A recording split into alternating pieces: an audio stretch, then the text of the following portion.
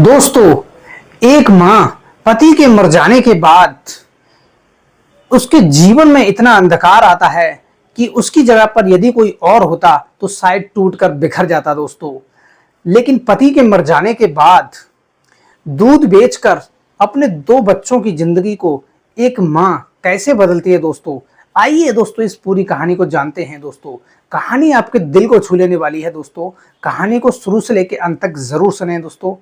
और यदि चैनल पर पहली बार विजिट कर रहे हैं तो चैनल को सब्सक्राइब भी कर लेना दोस्तों, ताकि मेरा हौसला दोस्तों बढ़ता रहे दोस्तों। तो कहानी को दोस्तों बिना देर किए शुरू करते हैं। दोस्तों ये कहानी है महाराष्ट्र के रहने वाले एक परिवार की। दोस्तों परिवार में केवल 4 लोग रहते थे, माता पिता और 2 बेटे। बच्चे अभी छोटे थे दोस्तों। ये कहानी है दोस्तों रामलाल और कमला देवी की। और उनके 2 बच्चे थे, सोनू और मोनू। दोस्तों पिता का एक छोटा सा कारोबार था। वैसे वो बहुत गरीब थे, उनके पास ना कोई ज़मीन थी और ना ही किसी तरह का कोई बिजनेस था। लेकिन केवल बस एक ही उनका साधन था, वो था उनके पास 2 भैंस थी।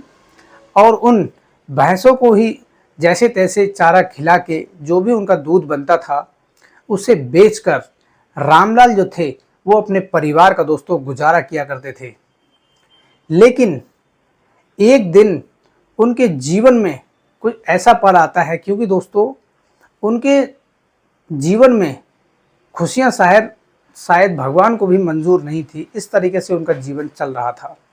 होता यह है कि दोस्तों एक दिन उसके पिता जो होते हैं, सोनू मोनू के जो पिता होते हैं, वो एक दिन दूध देकर आ रहे होते हैं। गांव से करीब 5 किलोमीटर एक डेयरी थी जहां पर उनका दूध बेचा जाता था दोस्तों। और वो दूध ही एक साधन था जिससे उनका परिवार चलता था दोस्तों।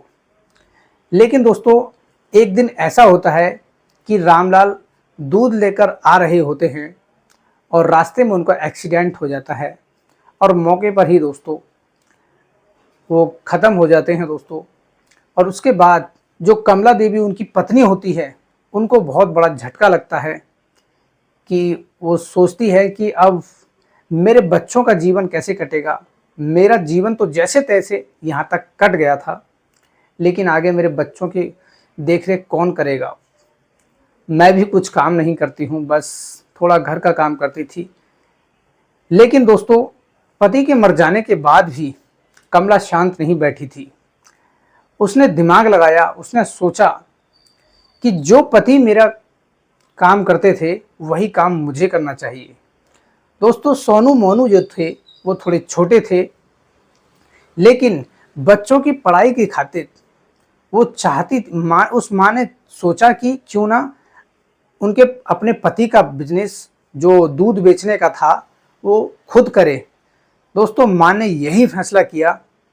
वो सुबह को 4 बजे उठती थी और अपनी दूध जो गाय थी और भैंस थी जो 2, उनका दूध निकाल कर और वो खुद जहाँ डेयरी पे जो दूध जाता था वहाँ पर दूध खुद देने जाती थी। दोस्तों धीरे धीरे समय गुजरता है, बच्चे बड़े होते हैं धीरे धीरे।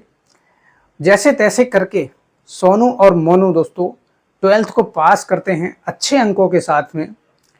एक दिन कमला खाना खा रही होती है सोनू और मोनू के बीच में बैठ के। तभी अचानक सोनू के मन में एक ख्याल आता है और पूछता है कि माँ मुझे एक बात बताओगी। तभी दोस्तों कमला कहती है हाँ पूछो बेटे। सोनू कहता है कि माँ तुम्हारे ये हाथ इतने खुरदरे क्यों हो रहे हैं, हमारे तो ऐसे नहीं हैं।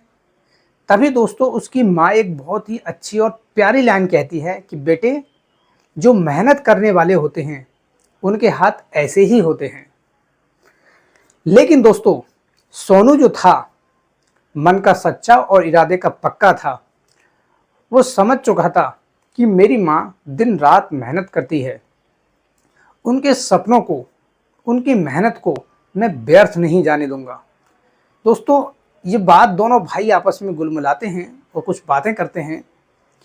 और दोस्तों धीरे धीरे समय गुजरता है, बच्चे अपनी माँ के साथ मिलकर हाथ बटाते हैं और जो भी दूध से जो भी पैसा आता है वो खर्चा पानी में उठ जाता है, जैसे किताब लाना और बच्चों की ड्रेस, ये सब कुछ दोस्तों।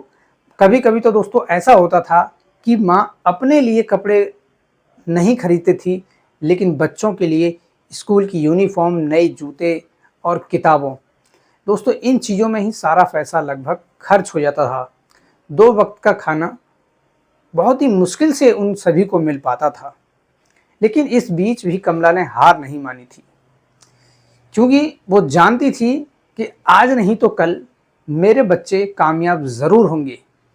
क्योंकि दोस्तों कमला, वो सोनू और जो मोनू थे दोस्तों, बहुत ही ज़्यादा लगनशील थे। पढ़ाई लिखाई में सबसे ज़्यादा तेज जो था वो मोनू था, क्योंकि वो सोनू उससे बड़ा था और मोनू छोटा था। लेकिन पढ़ाई में रुचि दोनों की अच्छी थी, लेकिन जो पढ़ाई लिखाई में जो अच्छा था वो मोनू ही था। दोस्तों दोनों बेटों ने अपनी माँ का संघर्ष अपनी आंखों से बहुत करीब से देखा था। और सबसे बड़ी समस्या तो ये थी कि बीच मझधार में ही सोनू मोनू के पिता उसकी माँ को छोड़कर, उनको छोड़कर इस दुनिया से जा चुके थे। मात्र एक पिता ही उनका एक सहारा थे, जो कि पूरे घर को चला रहे थे। लेकिन पिता के जाने के बाद माँ ने सब कुछ संभाला, सब कुछ किया, जितनी मेहनत वो कर सकती थी उतना किया। लेकिन दोस्तों धीरे धीरे समय गुजरता है, बच्चे सोनू और जो मोनू होते हैं वो अपनी तैयारी में लग जाते हैं, दिन रात मेहनत भी करते हैं दोस्तों, और अपनी माँ के साथ काम करते हैं, पढ़ाई भी करते हैं दोस्तों। लगन इतनी थी कि दोस्तों कि उनके सामने पढ़ने वाला व्यक्ति हमेशा हार मान जाता था। लेकिन वो कभी दिखावा नहीं करते थे कि मैं इतना कुछ जानता हूँ। कई बार दोस्तों ऐसा होता है कि कभी कभी उनके जीवन में ऐसा भी पल आया था कि कभी कभी उन्हें भूखे पेट भी सोना पड़ता था। और कभी कभी ऐसा भी होता था कि दोस्तों, जैसे कि घर में केवल 4 रोटी का आटा है और उसी को माँ ने बना दिया और दोनों बेटों को दे दिया और खुद कुछ नहीं खाया, पानी से ही प्यास भूख मिटा ली अपनी। ऐसा भी हुआ था दोस्तों। लेकिन जो संघर्ष उनकी आंखों के सामने चल रहा था, उन दोनों भाइयों ने कसम खा रखी थी कि जब तक हम अपने जीवन में सफल नहीं हो जाते, अपनी माँ के आंसुओं को पोंछ नहीं देते, जब तक हम कामयाब नहीं हो जाते, तब तक हम हार नहीं मानेंगे। दोस्तों कई बार उन्हें अपने जीवन में रिएक्शन मिलता है, असफलताएं मिलती हैं, लेकिन वो हार नहीं मानते हैं। दोस्तों एक बार ऐसा होता है कि सोनू और मोनू पुलिस की तैयारी कर रहे थे। काफ़ी समय गुजर चुका था और उन्हें सफलता नहीं मिल पा रही थी। उनकी माँ ने एक दिन कहा कि बेटे आजकल तुम बहुत घबराए हुए लग रहे हो। तभी सोनू और मोनू कहते हैं कि माँ, हम मेहनत तो बहुत कर रहे हैं, लेकिन जो हम चाहते हैं वो नहीं हो पा रहा है। तभी दोस्तों सोनू और मोनू की माँ कहती है, चिंता मत करो, तुम बस मेहनत करते जाओ, भरोसा मालिक पर रखो। यदि उसकी रहमत हुई, उसकी इच्छा हुई, तो आज नहीं तो कल तुम अपने जीवन में सफल ज़रूर हो जाओगे।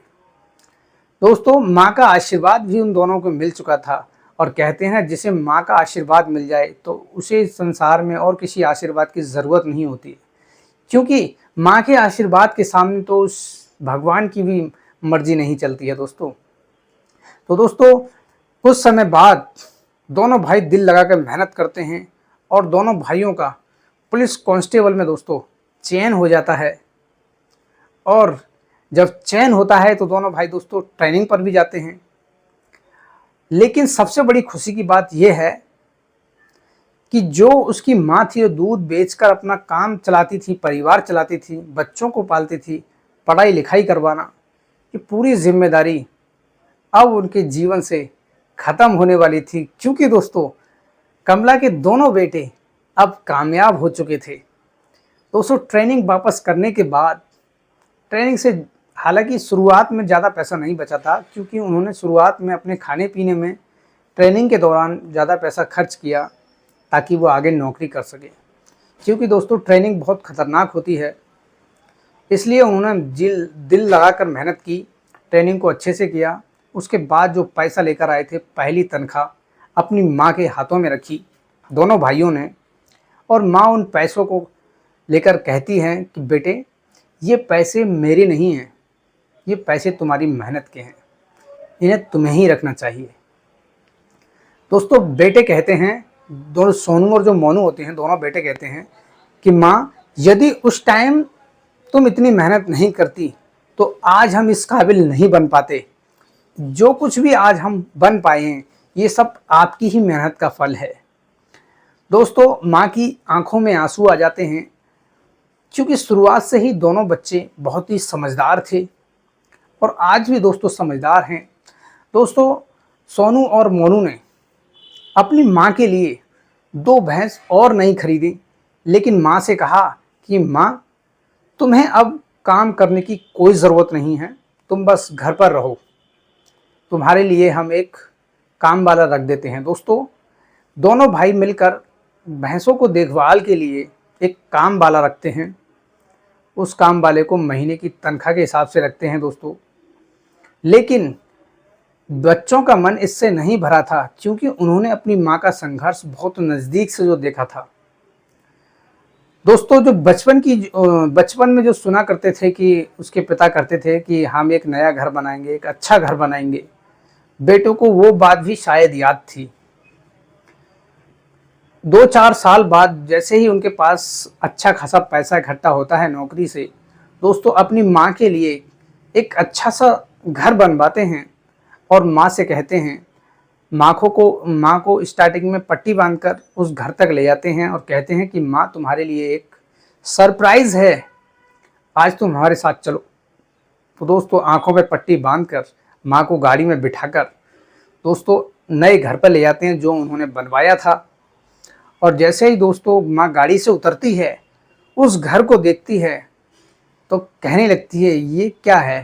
तभी दोस्तों दोनों बच्चे कहते हैं, माँ और पापा, तुम दोनों का एक सपना था, पिता तो अब नहीं रहे हैं, लेकिन जो सपना तुमने पहले देखा था, बरसों पहले देखा था, आज माँ वो सपना हमने पूरा कर दिया है। क्या तुम्हें ये घर पसंद है। दोस्तों बेटों की बातें सुनकर माँ की आंखों से आंसू बहने लगते हैं। माँ जान चुकी थी कि मेरे बच्चे मेरे ही परवरिश की वजह से, मेरे ही संस्कार इन बच्चों के अंदर हैं, और आज मेरे बच्चे मेरे संस्कारों की वजह से ही इतनी बड़ी पोजीशन पर हैं दोनों। तो दोस्तों ये कहानी आपको कैसी लगी है कमेंट बॉक्स में ज़रूर बताना, और वीडियो को लाइक, चैनल को सब्सक्राइब ज़रूर कर लेना दोस्तों, ताकि मेरा हौसला बढ़ता रहे। तो दोस्तों मिलते हैं अगली कहानी में, तब तक के लिए जय हिंद।